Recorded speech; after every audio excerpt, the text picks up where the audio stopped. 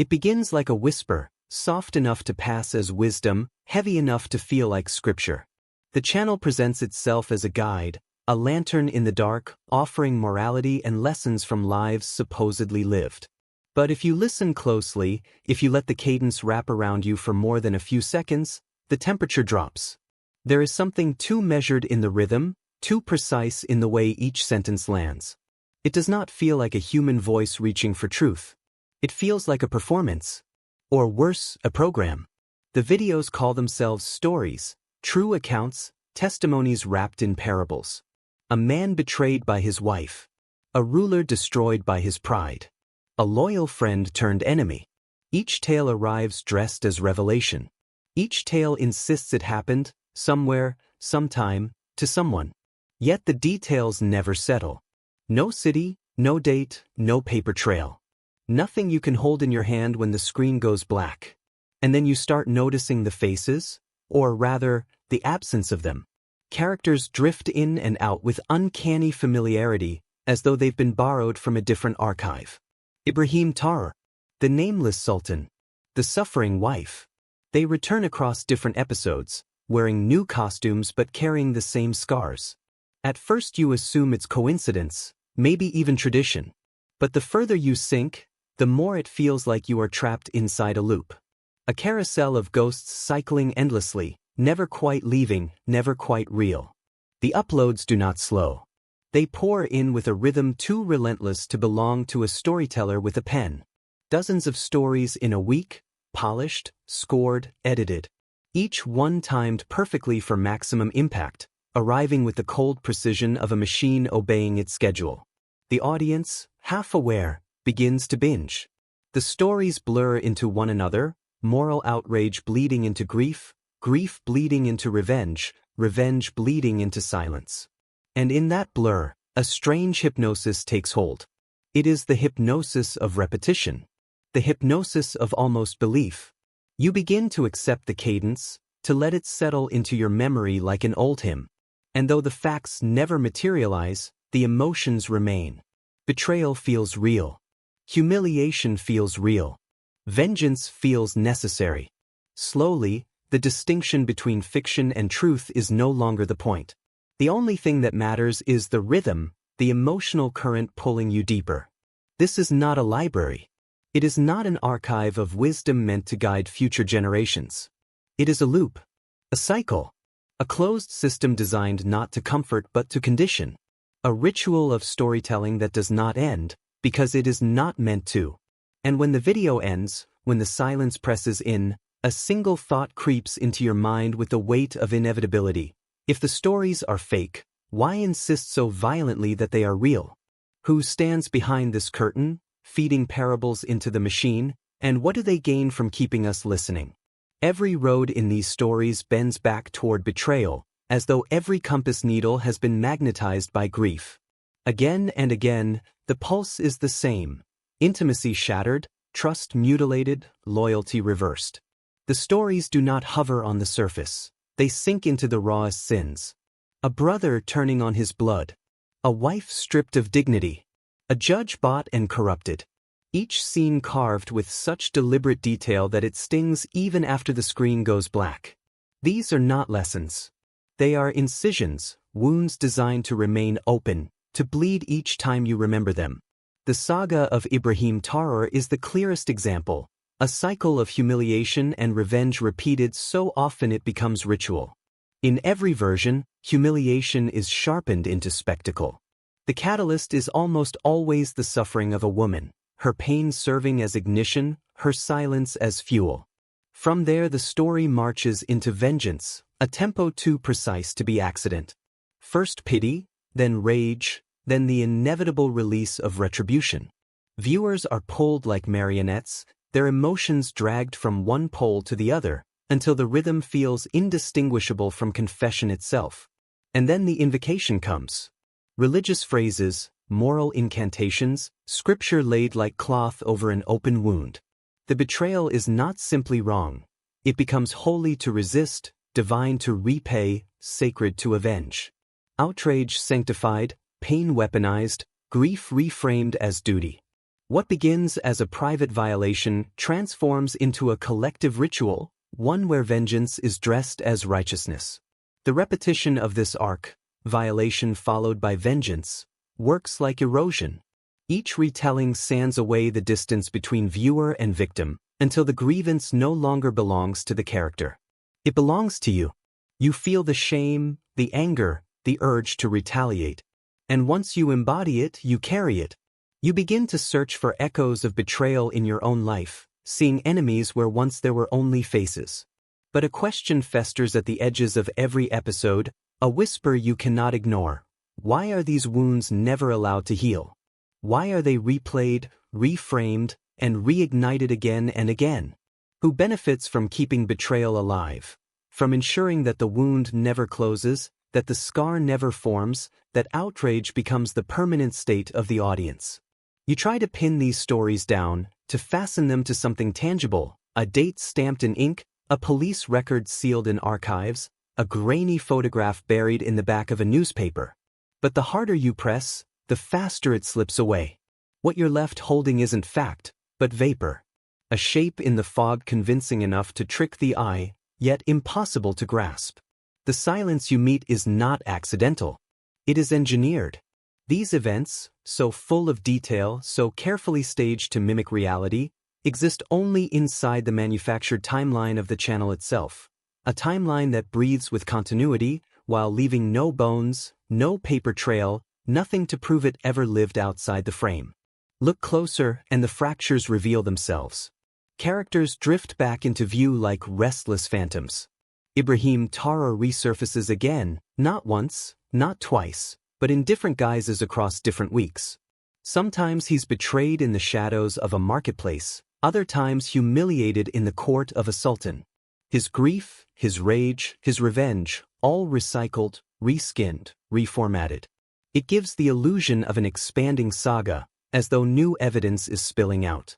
But beneath the surface, it is the same file copied, renamed, and slipped back into the archive. A simulation disguised as narrative. Even the upload rhythm plays its part. Each release mimics the cadence of a serialized investigation, arriving as though it were a chapter from an unfolding case. The audience is conditioned to wait for resolution, for the next big revelation, just around the corner. It is the same trick that news cycles perfected long ago: starve the public of closure, but keep feeding them fragments, so they return again and again. The channel thrives not on answers, but on the hunger that absence creates.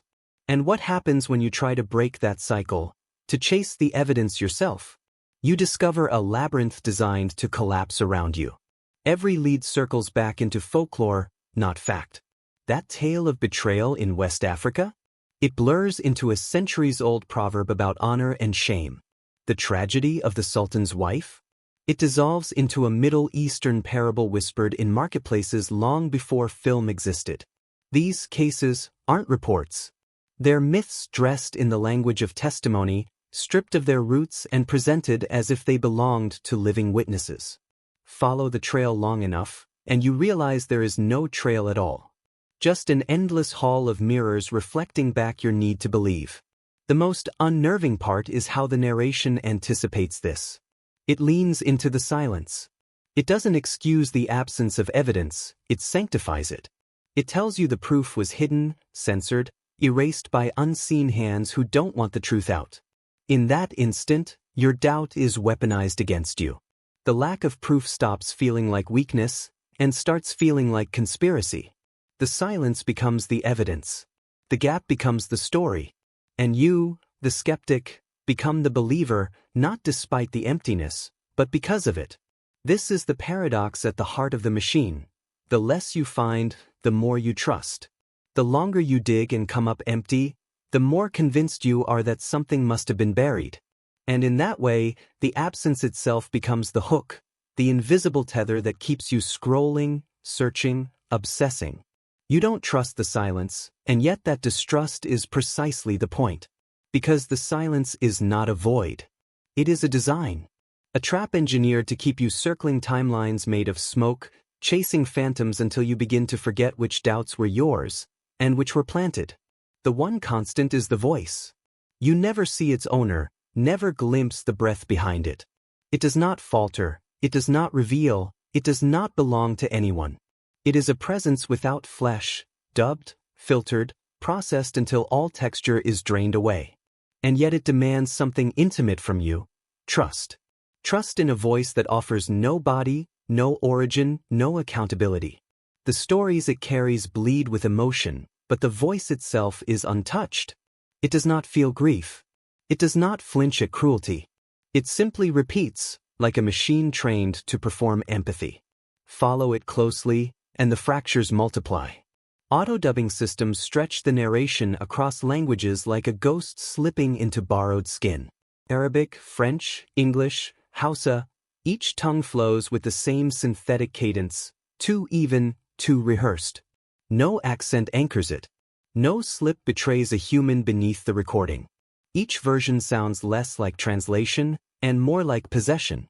The original source is erased, overwritten by an endless relay of cloned intonations. Whoever first told these stories, if anyone ever did, is gone. The images that accompany this phantom voice only deepen the unease. Stock footage loops in predictable cycles, blurred courthouses, dimly lit alleys, anonymous silhouettes in slow motion. Each clip recycled, stitched into countless tales as if the entire world of suffering could be represented by a handful of generic scenes. Nothing specific. Nothing real. Just placeholders for human pain. The repetition is industrial, templated, a conveyor belt of parables disguised as lived tragedy. You don't get the sense of a storyteller sharing. You get the sense of a system producing. And then there's the echo chamber below. Scroll into the comment sections and you notice something off. Rage, pity, grief, all expressed in nearly identical language, as though orchestrated by an unseen hand. Dozens of comments arriving with the same rhythm, the same outrage perfectly calibrated to push the narrative forward. The outrage feels less like community and more like choreography. A stage where the audience is scripted, their emotions curated to reinforce the illusion of impact. When dissent appears, it fades. Removed. Buried.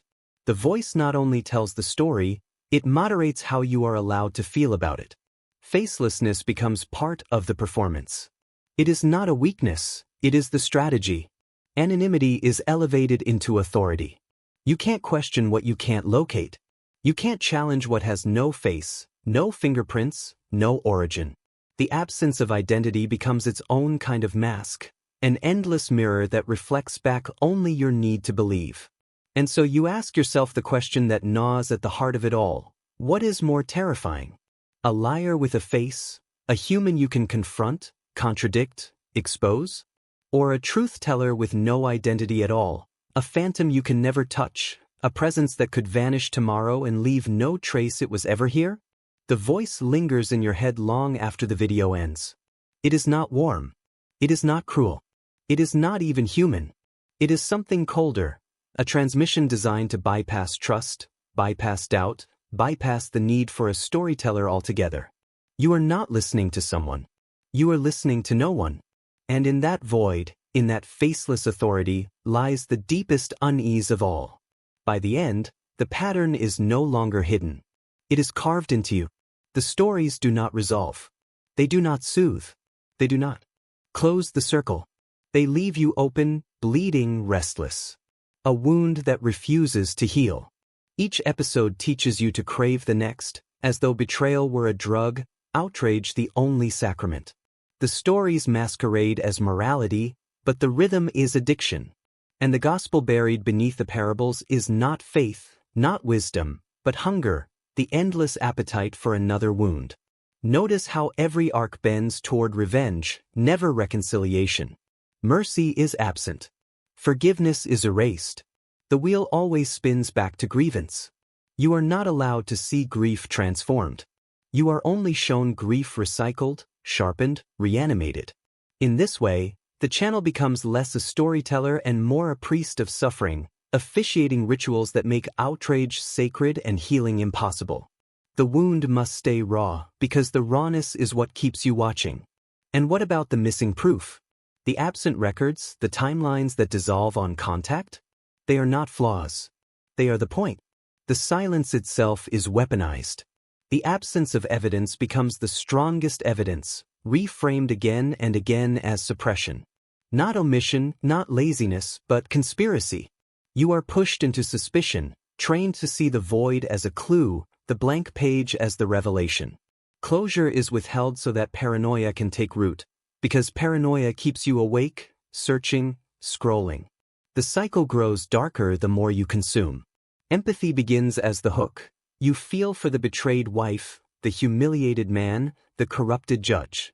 But repetition corrodes empathy into obsession. You no longer care for the characters. You chase the pattern. You binge in search of the hidden thread, the overarching conspiracy, the larger design. But there is none. There is no case file. No archive. No revelation at the end. There is only smoke shaped into the outline of truth. And yet, the absence becomes more powerful than fact. The unverifiable is presented as mystery. The missing provenance becomes intrigue. The emptiness itself seduces. You start to believe that the very lack of evidence is proof of the story's authenticity. That the gaps are intentional, that the silence is meaningful, that someone, somewhere, wanted these truths buried. You cannot let go, because the structure does not permit release. And then comes the final realization, late and brutal. The true story was never in the parables. Not in the betrayals or the revenge. Not in the names recycled across episodes. The true story is what the parables have done to you.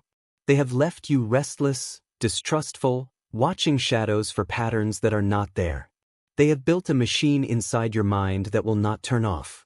A machine that whispers betrayal behind every face, hidden motive behind every kindness. The wound that never closes is not in the story. It is in you.